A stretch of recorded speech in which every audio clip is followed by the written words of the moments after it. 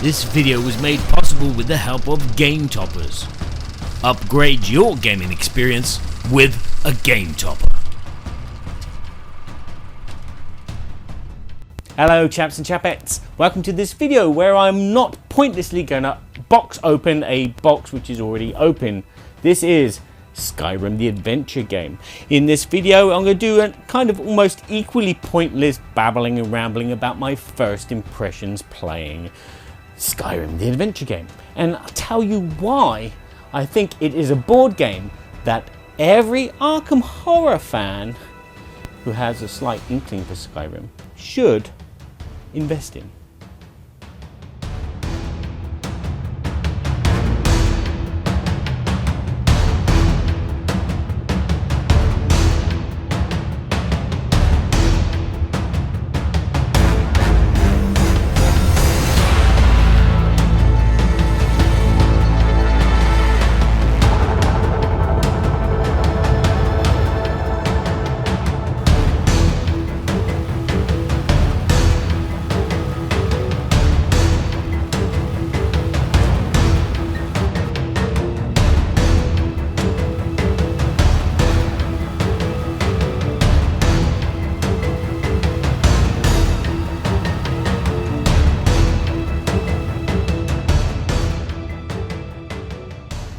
Good question, because yeah, I am a Skyrim fan. I've been playing it for many years. I've sunk thousands of hours into it across the PlayStation 3 and PlayStation 4 iterations of the game, and I've enjoyed it. It's probably the most played video game that I've ever played, which maybe one day replaced with Elden Ring, but we shall see. So yeah, this project came up on GameFound.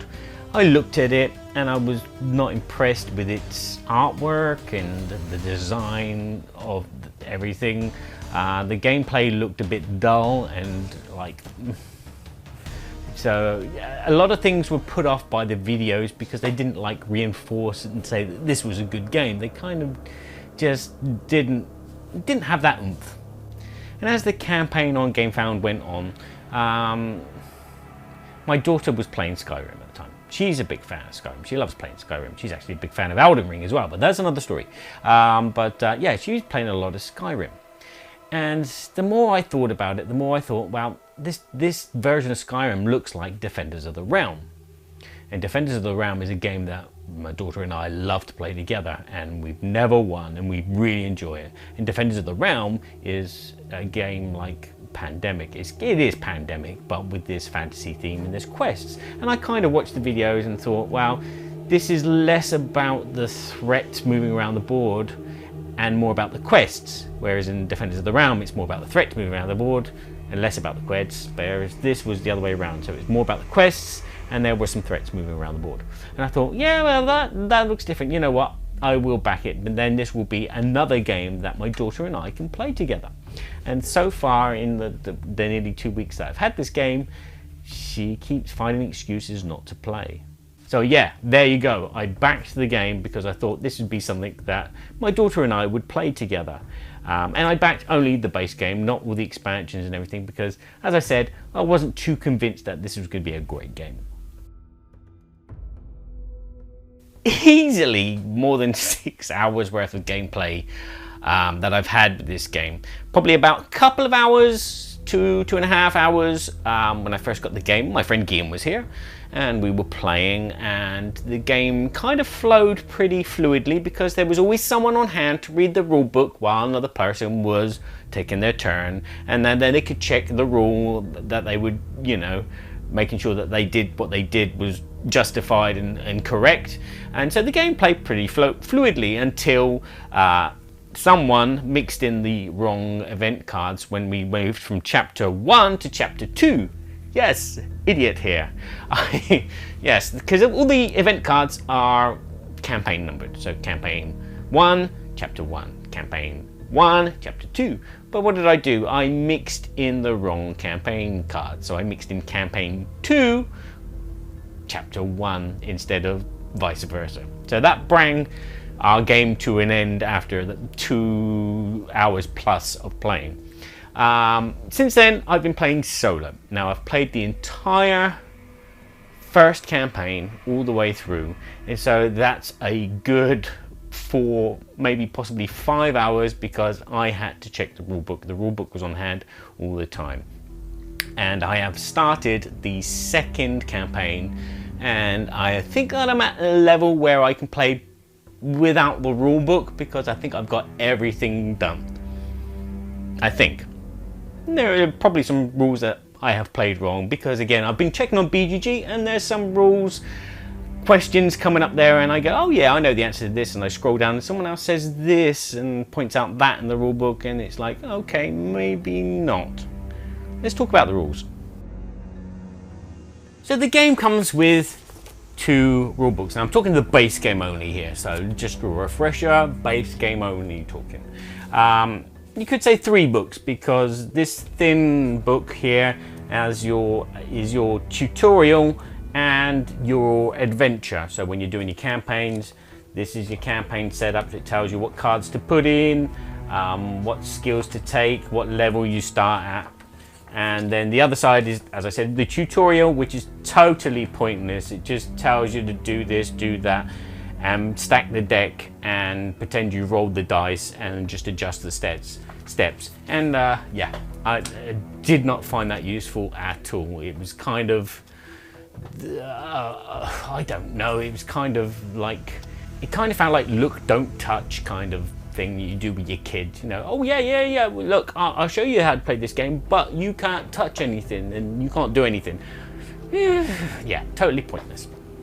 Then there is this lovely produced rulebook, and it's kind of like graphic novel, because it's got this square edge here. It's lovely. It closes on its own, so every time you open up the page and you go, okay, right, I'm looking at this, and then you go over here, I don't know if you saw that, but it closes on its own. I don't mind that, but it's lovely. It's the print is a nice size.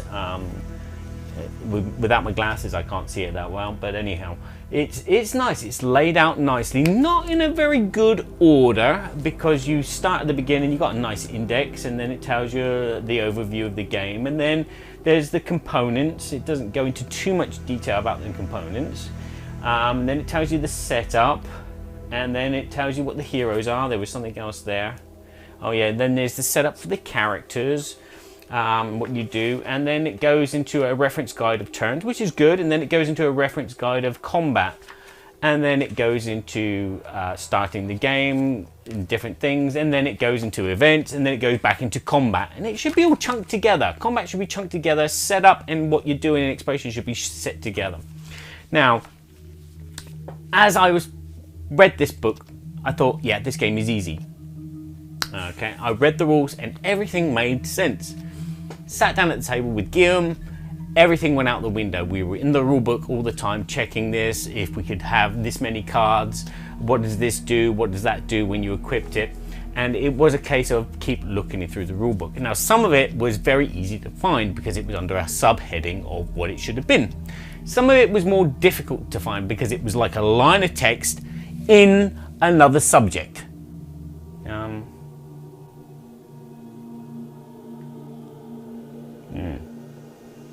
Well, I can't find one as a quick flick through, but that happened a few times. There were things that I read somewhere else and thought, it's not under this subject, it was under another subject. So it was a bit infuriating.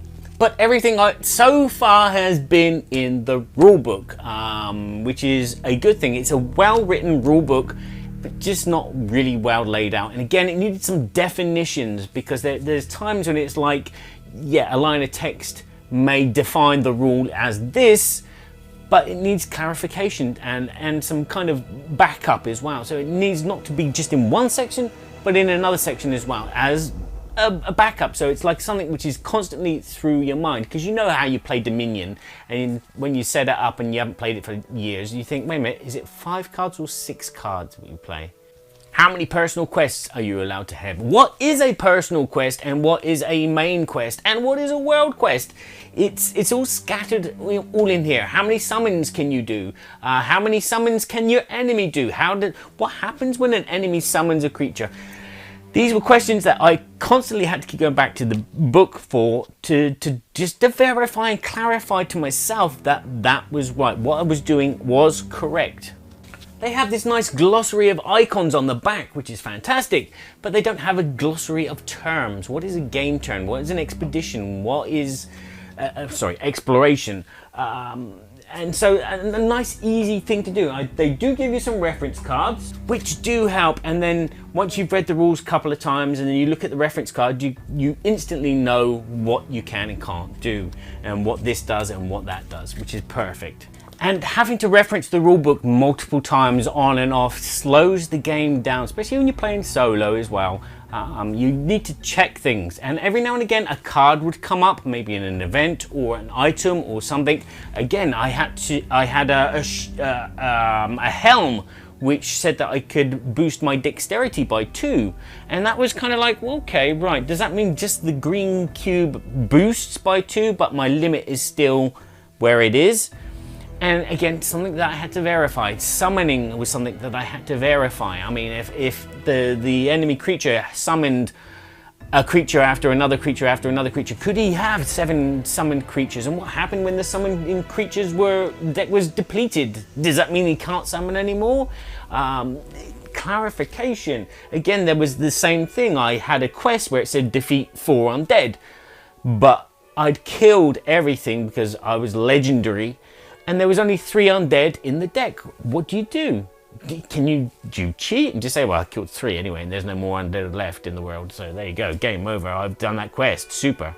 Encountering a character which was a teacher and then reading what their power was, kind of like, what the fudge?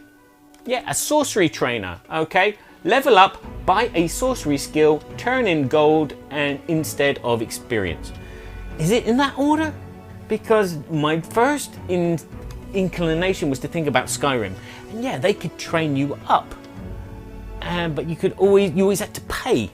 And in this case, it was a case of level up. Okay, well, what happens to all the XP that I have? Do I just throw that away and just level up? It doesn't say; it just says level up, buy a sorcery skill. And instantly, when I say buy, I always instantly think of paying something for something. Do you pay?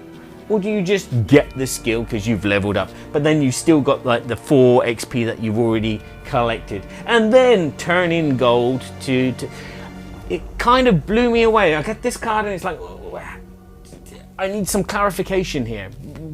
And then if you haven't played Skyrim, could you use the references from Skyrim with questions that you have? In some cases I was able to do that. In some cases, like this one, I was like, is it this? I'll just play it like this. Components. As you can see, there are a lot of components in this big box, which is like double height of a Ticket to Ride box. So this is Mystery of the Abbey, so what? But anyway, you get a bucket load of cardboard, a bucket load of cards, and a few minis, and that's about it. What can I say about the components? Let's go through them. Tokens all fit in this lovely tray, which you can then put on the board. I'm sure some of you would like to separate the tokens, so the experience and the soul gems and everything, we've got their own little separate space, or their own little separate bowl. This works perfectly for me because I don't use these tokens. The tokens are piddly. They get lost on the board, whether it be a vampire, you can't see it. Whether it be a threat token, you can't see them on the stronghold tag. So tokens are all replaced with other tokens from other games. So I get out my Agricola, I use my stone for the ore, and I use crystals from Crossings for crystals, and obviously coins for money. Tokens are a letdown, but otherwise everything else is pretty good. The card art, the board art itself actually looks a hell of a lot better than it did in any of the videos. It looks, you'll get it out and you'll go, wow, that pops, that's great. The art from the video game could have been rendered in a higher resolution because they all look a bit blurry. All the monsters and all the heroes, they look a tad blurry. But apart from that, it conveys the theme of Skyrim. Everything fits in the box nicely as well. As I said, this tray is really useful. The cards go underneath. There's a few trays underneath. That sits on top, and then the board and any extra player boards and rules sit on top. It's a nice storage system. It works. Yes, I will say actually, I'm still not thrilled about the player board. It looks a bit dull and uninteresting compared to everything else, but it is practical. It has the notched out spaces so you can put stuff in. So the cubes, as you can see, I use the cubes and not the tokens, which I think is a nice thing. You have that option which they gave you. The cubes are just a bit more easier to pull out of a space and put back into another space. The dice are a good quality, but again, the logo could have been changed because it's a bit awkward to tell the difference between a diamond and a triangle sometimes because they're black. Yeah, different colors would have helped maybe, or a different shaped icon would have helped. Again, different colors for the threat tokens. We want to see what's on the board, unless it's just an excuse to buy an expansion which has extra things. As you can see, table presence, it takes up a hell of a lot. This is a Watson and it takes up pretty much everything. This is solo. I could easily fit a second player in. I don't think I'd be able to fit a third player in because of the amount of decks of cards that are in the game. You have like a deck of cards that you're gonna be using to do your campaign, and then you're gonna have a deck of cards which is gonna be your discard and your your bin, so to speak. So cards which are removed from the game. So let's stop talking about components and talk about gameplay. So if any of you are familiar with the game Arkham Horror 2nd edition, this game will seem pretty similar, not only in the fact that the rulebook is the same kind of thing, it's compressed and condensed, and you can't find the rules under the different headings, you have to search somewhere else, but also in the gameplay mechanics. You're a hero, you're on a quest, and you're going to be moving around a board, and you're going to be, every time you go to a place, you're going to turn some cards, and you're going to have some combat if you bump into monsters, and that's it. It does feel like Arkham Horror, but it's a bit more, the story binds it together instead of just being random event after random event. Now, there are random events in this because this is a card driven game. Basically, you have a card, kind of seventh continent kind of mechanism, where you have card one and it tells you, okay, do this, do this, do this, do this. You have that, turn it over, it says, okay, right, you have a choice. You can go and find this person, or you can go and find that person. And then each one is a different card number, and so you go on that quest and it tells you to go here. So you put a marker on the board, which you sometimes can't see, and then go there to continue your quest. Now, along the way, you can do whatever you want, which is very Skyrim. You can go to a stronghold. You can, if you have the money and the experience and the resources, construct your own armor. Very basic stuff. You know, I would have liked to have seen the more advanced stuff, because if you've got like 15 ore, it would be great to be able to create an iron armor instead of just a leather armor. But I suppose that gives you the incentive to go into the dungeons and fight the monsters to get the better equipment. So yeah, you can go into a village, you can encounter someone who will give you a little skill test, and then will probably give you a quest afterwards. Either if you fail or succeed at that test, they might just give you some extra bits and pieces. No biggie deal, but it's one way to get resources which are going to help you.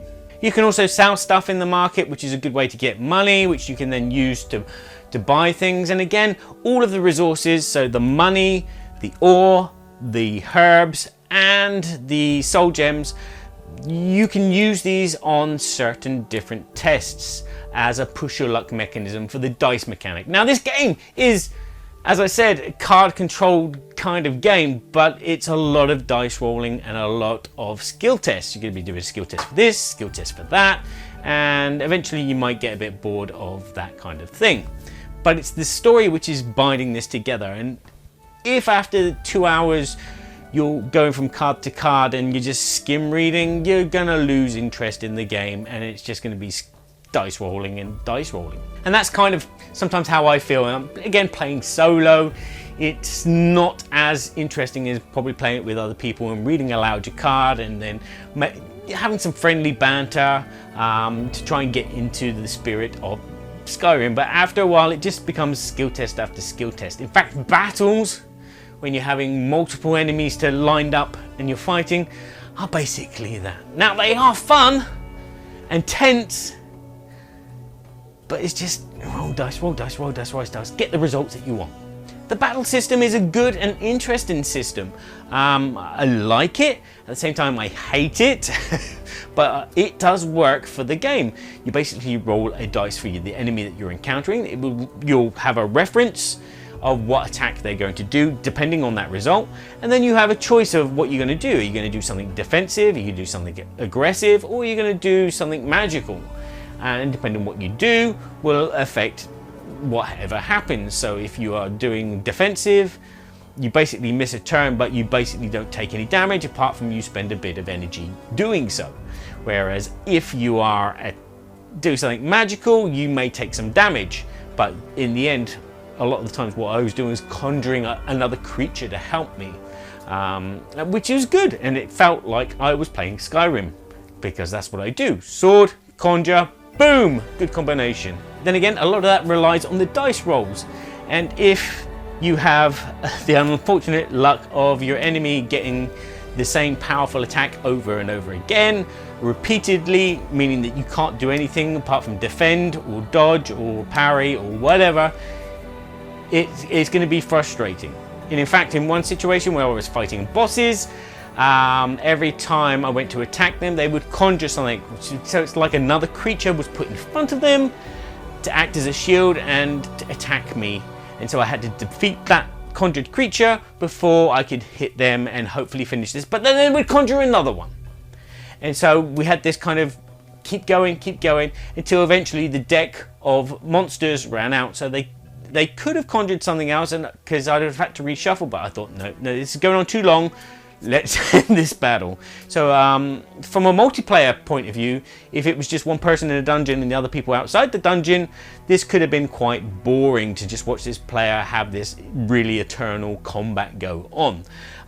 But again, if it was several other players in with them, it might have been quite a good challenge. So the combat does give you some variety in the weapons that you can use and magic spells that you can use, the skills that you collect as you level up, which is all fantastic, and it feels very Skyrim. You know, choosing whether to defend or dodge or do a spell or just attack, even though you're going to take some damage for it at the same time, is great. And using the cube board, brilliant for the player. Although there was questions again when you're fighting a boss which doesn't have any experience to gain by killing them.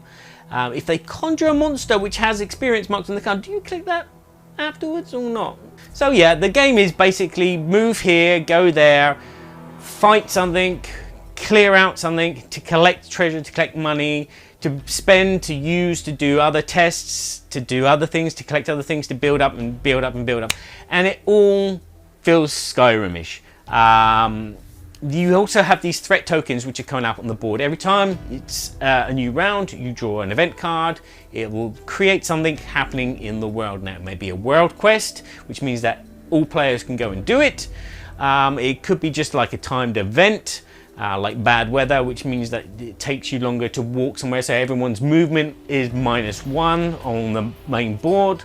Or it may just be a random thing that goes on, but all of them will practically give you threat, which you need to add either to the strongholds or to one of your personal quests or a world quest. If any of these get too many, they go negative, so it's a failure, and then you have to add more threat tokens everywhere.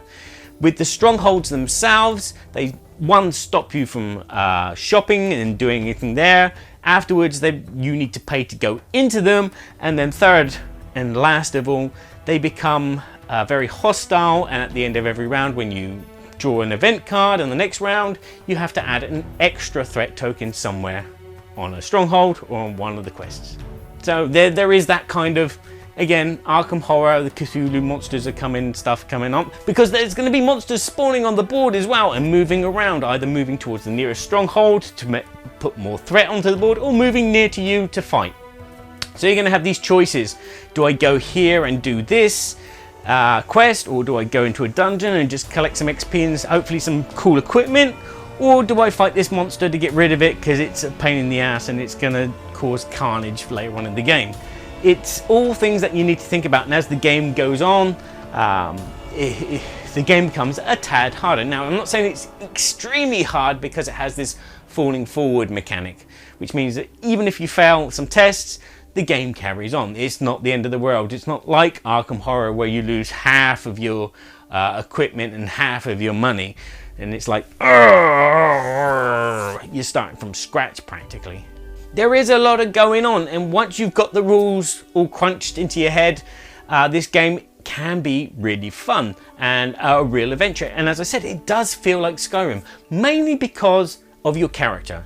You're basically doing what you do when you play Skyrim. You're just trying to make the best character ever, with the best skills, the strongest at this and the best at that, and with the best equipment, and that's what you're doing, and you capsulate that. Unfortunately, your player board becomes a mess of cards and cubes and resources and money and stuff, but you do eventually get that same sensation that you've created this Khajiit warrior who did start off as a bandit, but now they're a warrior because they just go in and just go poof, dead. There's lots of nice ideas like the dungeon decks, which evolve with your heroes, which is good. Although shuffling 2 cards is not fun, but later on in the game does become fun in that respect as the monsters level up with you, which again is a Skyrim thing. And then when you turn legendary and you actually shuffle the whole deck together instead of just 2 cards, and you don't know what you're going to fight, which is great as well. So I think I've waffled on long enough. I do enjoy this game. At the same time, it annoys me because it seems buggy, like a Bethesda game. But it's a game that you just keep coming back to because you want to get to the next part of the level. You want to go through all the cards. I still haven't gone through all of the 400 so cards in the game. And it's like, I'm wondering, how do I encounter that creature there? Or how do I get to that quest? And it's like, well, you have to do something to draw that card to get it to go. And I'm like, oh, maybe one day I'll get to try everything. But then again, I said that about 7th Continent. It is kind of funny. When I started doing this video, I was going to sound really not so happy about the game, but now reflecting back on everything that I've talked about, I actually do quite like this game, which has made me want to get some of the expansions now. That was one of the things that I'm thinking of. I've nearly finished the whole of the adventure, and it's like, wow, if I play again, I'll have to just like restart the adventure, and then, you know, I'd like something different to do. Instead of try and save the blades and then do whatever I'm got to do in this second campaign, I would like another campaign or some mini quests. And unfortunately, they're in the expansion. They're not in here. Even though it mentions in the rulebook that you could do like a free roam adventure where you just walk around and do whatever you want, and you can insert some mini quests. But there's no mini quests in here, which is kind of disappointing. So yeah, for a game that I thought was going to be not that great, I actually do kind of like, and would definitely recommend it if you're an Arkham Horror fan like myself. I love playing Arkham Horror. It is too hard though. I've never ever beaten one of the monsters. I've got to the final boss fights, or I've managed to, no, I have one time closed all the gates and that would won the game. Yes, I have done it once. But this is a lot easier, and it feels Skyrim-ish, as I said, from the creating your character and mainly the town stuff. The dungeons a little bit, but the main quest itself is, but that's beside the point. I have fun playing it, although it's very, very stop-start sometimes because there's always something which comes up and it's like, scratch your head. How does this rule work again? In conjunction with that rule. But anyway, there you go. Thanks for sticking around and listen to me waffle, and hopefully this is kind of like tickled your itch, or maybe put you off entirely from going forward from Skyrim. But as I said, it is a board game that every Arkham Horror fan who has a love of Skyrim should probably invest in. There you go. So hopefully this video has pointed you in the direction whether this is a game for you or not. I keep banging my hand on my Watson. And if you like this video, share it with someone that you think will appreciate this video. And until next time, I'll say ciao for now, and remember to please play nicely with each other. Just sitting at the table next to Felicia would be quite nice. Wouldn't it be good? I got some board games, I don't know how many. Just like they do